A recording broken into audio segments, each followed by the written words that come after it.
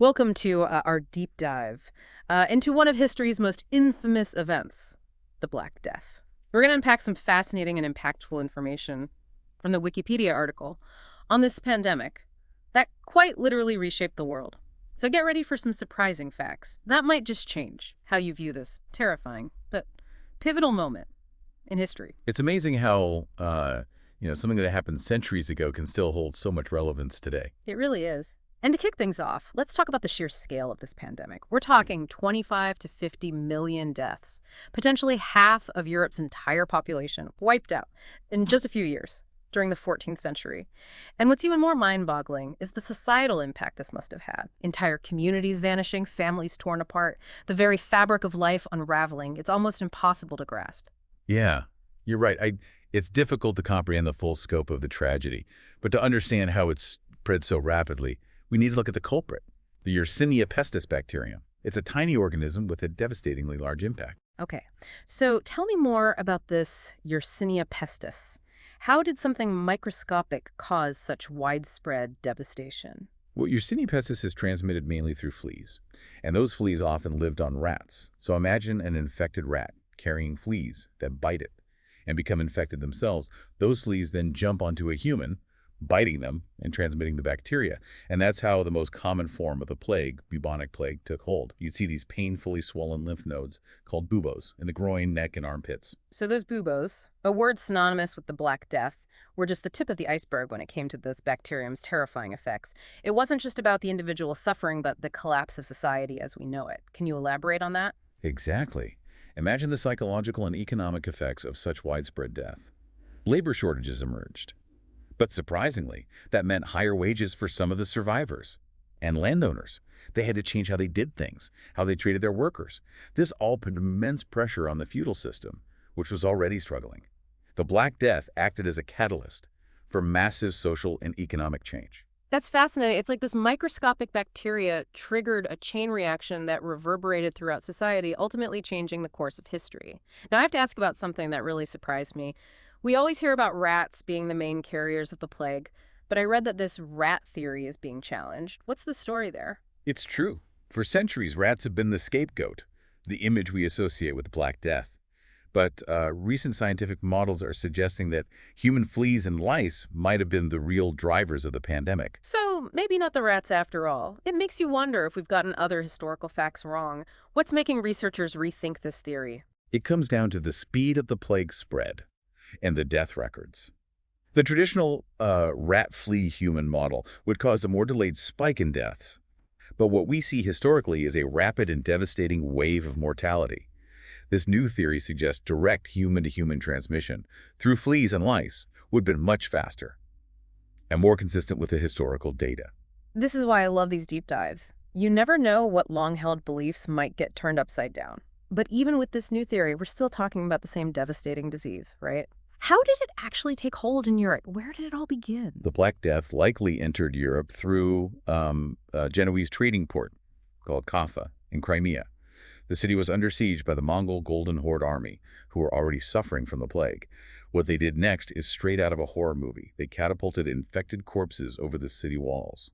Wow, flinging plague-ridden bodies as a weapon. Talk about biological warfare. It's both ingenious and horrifying. What happened next? As you can imagine, chaos erupted in Kaffa. Genoese traders, desperate to escape the plague, fled across the Black Sea to Constantinople.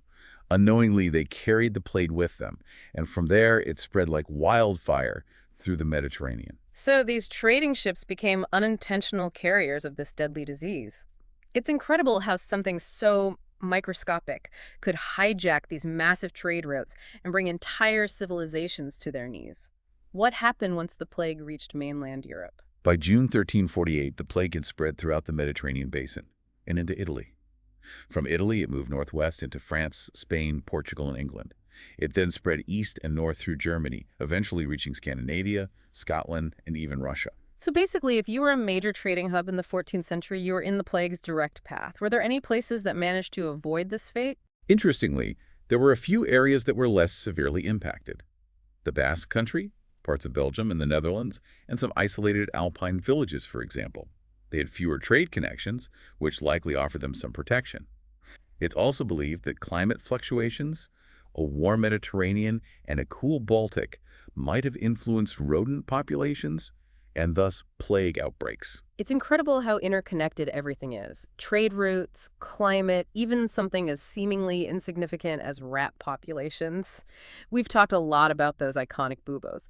But you mentioned earlier that there are other forms of the plague. What were those and how did they differ? Yes, there's more to the plague than just buboes. There was also pneumonic plague, which affected the lungs Yeah. and was highly contagious. Imagine coughing and literally spreading the disease through the air. And then there's septicemic plague, a blood infection that was often fatal very quickly. Okay, so multiple ways to contract the plague, and it sounds like any of them could be a death sentence. I'm curious, though, what was it actually like to live through this pandemic? To understand the terror of the Black Death, we can turn to Boccaccio's Decameron. He describes how the plague first appeared as tumors in the groin or armpits. Some were as large as apples, others as big as eggs. Then black or livid spots appeared on the arms, thighs, or elsewhere. What's chilling is that these tuners and spots were an infallible token of approaching death. Imagine seeing these signs on your loved ones, knowing their fate was sealed. That's a chilling image. To witness these physical manifestations of the plague and know that death was imminent, it must have been utterly terrifying. It was. Imagine the psychological and spiritual impact of living in a world where death was so prevalent and unpredictable. There are accounts of families abandoning each other, of mass burials, where bodies were piled high. Some turned to religion for solace, while others despaired, wondering if the world was ending. It sounds like the Black Death wasn't just a physical affliction, but a test of the human spirit, forcing people to confront their own mortality and grapple with the fragility of life. Exactly. And sadly, as we often see during times of crisis, fear and panic led to the scapegoating of certain groups. Jews, foreigners, even the sick were blamed for the outbreak, leading to violence and persecution. That's a dark reminder that even in the face of a common enemy, humanity can turn against itself. So we've covered the terrifying aspects of the Black Death. Its spread, its various forms, its devastating impact on individuals and society as a whole. It's a lot to process, and we're just getting started. I'm curious, though, what's next on our journey through this historical pandemic? We've explored the darkness, but now it's time to look for those glimmers of hope, those unexpected consequences that emerge from the ashes of the Black Death. We'll delve into the art and literature inspired by this event, the social and economic changes it triggered, and ultimately the lessons we can learn from this world-altering pandemic. Welcome back. I don't know about you, but I'm still trying to wrap my head around the sheer scale of death and disruption caused by the Black Death. It's hard to imagine living through such a terrifying period. It certainly was a dark chapter in human history.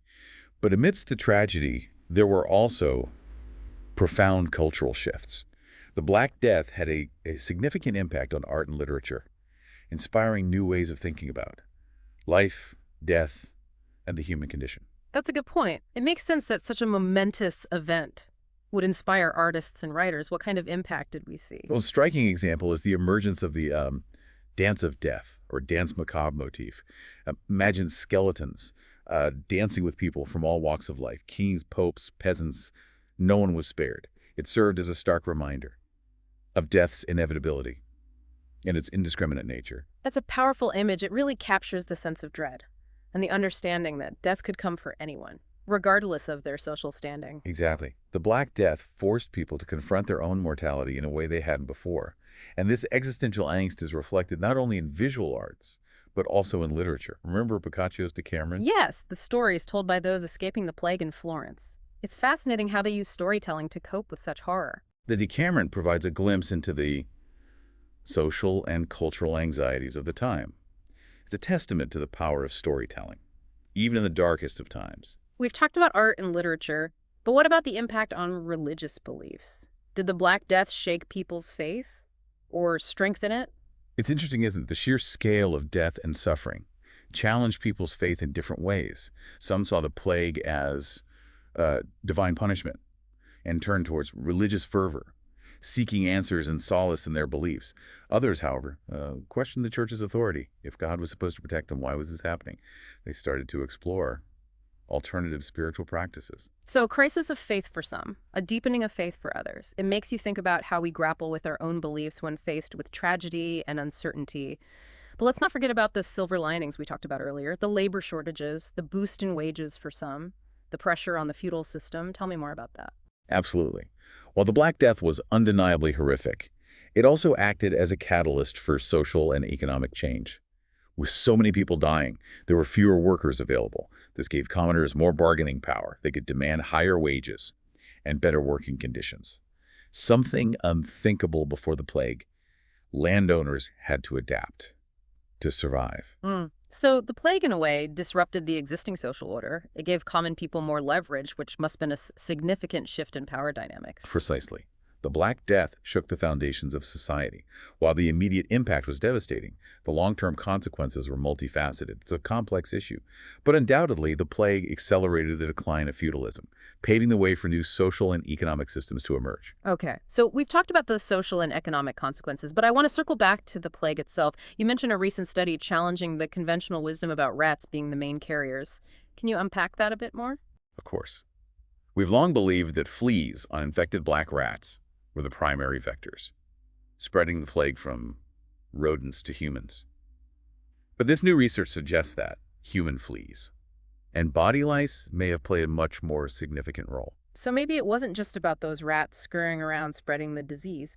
What led researchers to this new theory? They use mathematical modeling and analysis of historical data to understand the plague's rapid spread. What they found was that direct human-to-human transmission through fleas and lice would have been much faster and more in line with what we see in the historical records. It's amazing how scientific advancements can change our understanding of history. We've learned so much, but I'm curious, how did the plague actually arrive in Europe? Was it always there, or did it come from somewhere else? That's a great question. The Black Death likely originated in Central Asia and spread westward along trade routes. One theory suggests that Mongol armies, already infected with the plague, brought it to Europe during their conquests. Remember the Siege of Kaffa we talked about earlier? That was a key event in the plague's entry into Europe. Right. The catapulting of plague-ridden corpses over the city walls. A truly horrifying image. It's hard to believe something like that actually happened. It's a chilling reminder of the brutal realities of medieval warfare. But it also highlights how interconnected the world was even back then. Trade routes, conquest, and even war facilitated the movement of people, goods, and unfortunately, disease. And it's not just about Europe, right? The Black Death wasn't confined to one continent. Exactly. The Black Death was a global pandemic. It spread throughout Asia, Africa, and the Middle East, causing widespread death and societal upheaval. In the Islamic world, for instance, cities like Cairo, Baghdad, and Damascus were hit particularly hard. So the Black Death wasn't just a European tragedy, it was a global catastrophe that reshaped the world. It's hard to wrap my head around the scale of it all. It's truly mind-boggling. The Black Death left an indelible mark on human history, and its echoes can still be felt today. But before we move on to the final part of our deep dive, I think it's important to pause and reflect on what we've learned so far. What stands out to you the most? I think what's striking me is the complex interplay of factors that contributed to the Black Death's devastation. We've got this microscopic bacterium wreaking havoc, but it's also about trade routes, climate, social structures, even human behavior. It's a reminder that even the smallest things can have a ripple effect across the globe. That's a great observation, and it highlights how interconnected our world truly is, both then and now. We're not just talking about a historical event, we're talking about lessons that are still relevant today. In the final part of our deep dive, we'll explore the Black Death's lasting legacy and what it can teach us about pandemics, resilience, and the enduring human spirit. Welcome back to our deep dive into the Black Death. We've journeyed through the horror, the societal upheaval, the unexpected consequences of this world-altering pandemic. Now it's time to explore the Black Death's enduring legacy and the lessons it offers us centuries later. You know, it's interesting to think about how something so devastating could also lead to lasting positive change. The Black Death, while undeniably tragic, forced humanity to adapt, innovate, and rethink its relationship with disease. It's like a phoenix rising from the ashes. What are some of the most significant ways the Black Death shaped the world, even to this day? One of the most enduring legacies is the concept of quarantine, something we're all too familiar with in our modern world. The word itself, quarantine, comes from the Italian quarantino, referring to the 40-day isolation period imposed on ships arriving in Ragusa from plague-stricken areas. This practice, implemented centuries ago, laid the foundation for many public health measures we still use today to control infectious diseases. It's fascinating to think that those 40 days of isolation way back then were a precursor to our modern day quarantine and lockdown procedures. It makes you realize we're still grappling with some of the same challenges, just Yeah. with different tools and knowledge. Exactly. The Black Death forced people to acknowledge the reality of contagion and develop strategies to contain it. This led to a shift in thinking about public health and the importance of sanitation. Imagine trying to fight a pandemic like the Black Death without even understanding the concept of germs. We've certainly come a long way in our understanding of disease, but as the Black Death shows us, new challenges and pandemics will continue to emerge. We can't afford to become complacent. Absolutely. We must remain vigilant, adaptable, and committed to scientific advancement.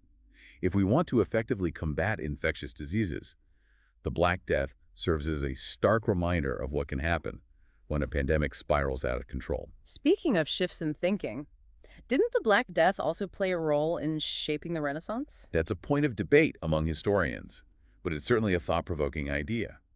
Some argue that the plague's devastation, by forcing people to confront their own mortality, led to a renewed focus on human experience and earthly pursuits. This emphasis on human potential and achievement is seen as a defining characteristic of the Renaissance. It's amazing to think that from the ashes of such a horrific event, a new era of art, science, and cultural flourishing could emerge. It's a testament to the resilience of the human spirit, our ability to find meaning and create beauty even in the darkest of times. Precisely. The Black Death didn't just wipe out populations, it also disrupted existing power structures, leading to lasting social and economic change. Right. We talked about the labor shortages and the boost in wages for commoners. How did this impact the feudal system? The feudal system, already under strain, was fundamentally challenged by the Black Death. The massive loss of life created a shortage of laborers, giving commoners more bargaining power. They could demand higher wages and better working conditions. Landowners, in turn, had to adapt their practices to attract and retain workers. This shift in power dynamics contributed to the decline of feudalism, paving the way for new social and economic structures to emerge. So even amidst the devastation, there were seeds of change, opportunities for progress, and a more equitable society. It's a reminder that even the most catastrophic events can have unexpected and ultimately positive consequences. Absolutely. The Black Death was a turning point in human history, not just because of the death and suffering it caused, but because of the profound and lasting changes it set in motion. As we wrap up this deep dive, what's the most important takeaway you'd like to leave our listener with? I'd like them to consider this. What can we learn from the Black Death that can help us navigate the challenges of our modern world? We have advanced medical technology and a greater understanding of disease. But as history has shown us, new threats can emerge, and pandemics can still wreak havoc. The Black Death serves as a sobering reminder to stay informed, prioritize public health, and never underestimate the power of infectious diseases. That's a powerful message. Thank you for guiding us through this exploration of the Black Death. It's been a journey through darkness and light, devastation and resilience, and ultimately a reminder of the enduring power of the human spirit. Thanks for joining us. Tell us what you think about this episode. Thanks for watching and see you in the next one.